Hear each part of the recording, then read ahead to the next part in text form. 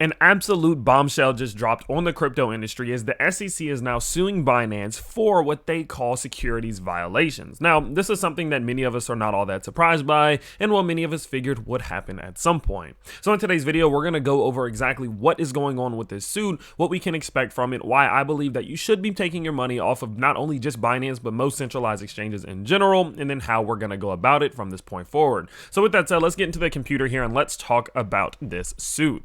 So in a case that has certainly rocked the industry, the SEC has sued Binance and its CEO, Changpeng Zhao, for violating U.S. security law violations. Specifically, the lawsuit is centered around the usage of customer funds and the reported lies that the exchange told regulators and investors. Specifically, the SEC claimed Binance misused billions of dollars in customer funds. Additionally, those funds were allegedly sent to a separate company that is owned by Zhao, or CZ. Moreover, these charges include lies that the company told investors regarding its business. These lies reportedly center around adequate systems in place for the detection of manipulative trading. Regulators also state that Binance did not do enough to keep U.S. investors from gaining access to the platform. The developing story follows previous rumors of a new CEO at the exchange, but nevertheless, the largest crypto exchange by trading volume has been under increasing pressure from regulatory agencies.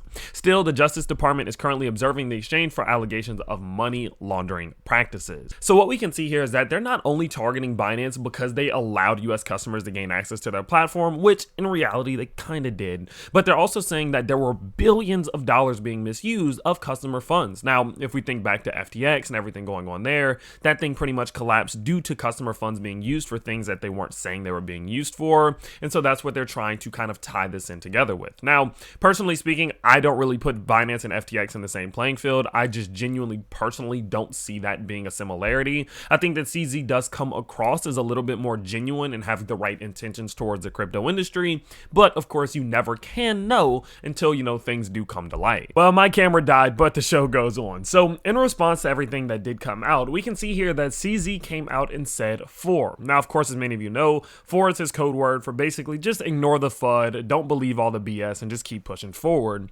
Well, he says that "for, our team is all standing by, ensuring systems are stable, including withdrawals and deposits. We will issue a response once we see the complaint. Haven't seen it yet. Media gets the info before we do." Now, in my opinion, it is interesting that they didn't even receive the complaint before all of the news outlets did receive it, and that kind of just tells me that the narrative here is something that is very clearly being pushed by the higher-ups, by the SEC, by the government, or whoever it is behind all of this, because again, they want to make sure that they are in as much control as possible. They want to manipulate these things as much as possible, and we've talked about it since January, that 2023 was going to be the year that the most traps are around, that the most manipulation is going to happen, that the most money could be lost because of things exactly like this. And the fact that, again, CZ and them didn't even receive this complaint before these news outlets, that tells me that that is exactly what is going on here. Now, do we know if CZ and Binance are in the right or in the wrong? No, we truly don't, right? Yeah, I don't think that they're in the wrong, and I don't think that they're misusing billions of dollars in customer funds just because of the intention that CZ has seemingly had for crypto,